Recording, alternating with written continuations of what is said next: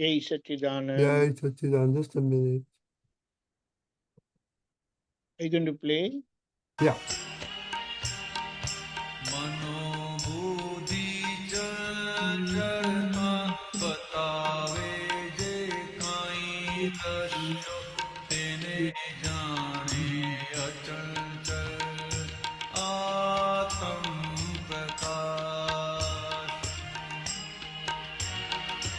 दादा पासे बेसवाथी गमे तेवी अवस्थाમાં શુદ્ધ થઈ જાય બધા શ્વાસોશ્વાસ આપ સ્વજન તો તેને રે કહીએ જેના પર મૂકી શકીએ આપણે વિશ્વાસ.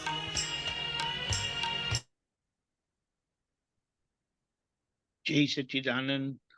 આપણે અહીંયા બહુ સરસ જોઈએ છે કે મન અને બુદ્ધિ એટલે જે ડિસ્ચાર્જ થતું મન છે ને ડિસ્ચાર્જ થતી બુદ્ધિ છે.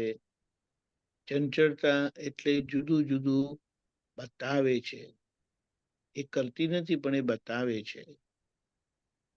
અને એનું બતાવવાનું કારણ શું? તો કે એ સ્વભાવથી એને શું કહીએ, કારણ કે એમાં ક્રિયા થાય છે, એ ક્રિયા દેખાડી દે છે. એટલે એ કોઈ વસ્તુ નાનામાં નાની ક્રિયા ગુપ્ત રાખતી નથી. એ વ્યવહાર એટલે મન, બુદ્ધિ, ચિત્ત, અહંકાર એ અંદરની વાત છે. અને વાણી અને વ્યવહાર એ અપેક્ષા બહારની વાત છે. તો એ જે બહાર દેખાડે છે કે એટલે એ કેવળ મશીનરી છે. હવે એ મશીનરીને આપણે જાણીએ છીએ કે વ્યવસ્થિત શક્તિ ચલાવે છે. અને તેને હું અચંચળ આત્મપ્રકાશ, મારી જાણવાની શક્તિ છે, અનંત જ્ઞાન, અનંત દર્શન. દર્શન શક્તિથી આ પરિણામ પૂતગલના છે, પ્રકૃતિના છે એવું સમજાય. અને એ સમજાઈ જતા એ જ પ્રકાશ જ્ઞાન પ્રકાશમાં પરિણામ પામે છે. જ્ઞાન પ્રકાશ એટલે આ પૂતગલ પરિણામ જ છે. સમજણ પૂરી થતા જ્ઞાન પ્રગટ થાય. એટલે કે સમજણ પૂરી થતા અનુભવ ખુલ્લો થાય. એટલે જ્યાં સુધી સમજવાનું ધોરણ છે ત્યાં સુધી દર્શન પ્રકાશ છે. અને જ્યારે એ સમજણ પૂરી થાય ત્યારે એ દર્શન પ્રકાશ જ્ઞાન પ્રકાશમાં પરિણામ પામે છે. એટલે પોતાનો દ્રષ્ટા ભાવ જ્ઞાતા ભાવમાં પરિણામ પામે છે. જ્ઞાતા ભાવમાં પરિણામ પામ્યો એટલે એ બાબત પૂતગલની પૂતગલ સ્વરૂપે ઓળખાઈ ગઈ. એટલે છૂટાપણું સહેજે રહે. આ બે વસ્તુની વાત.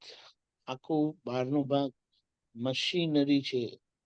જેમ કૃષ્ણ ભગવાને કીધું છે, સર્વ જીવાના યંત્રવત, એવી રીતે કરીને આપણે શ્લોક શોધી કાઢીશું.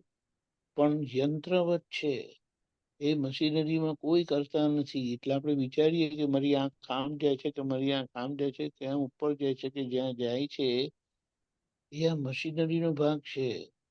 આ બોલવાનો ભાગ મશીનરીનો છે, કરવાનો ભાગ મશીનરીનો છે.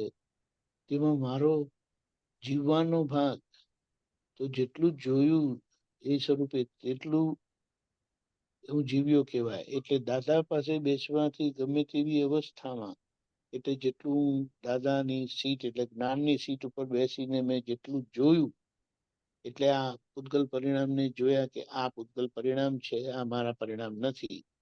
તો એ મારા શ્વાસ છે. એને શું કહીએ, રિયલ શ્વાસ છે.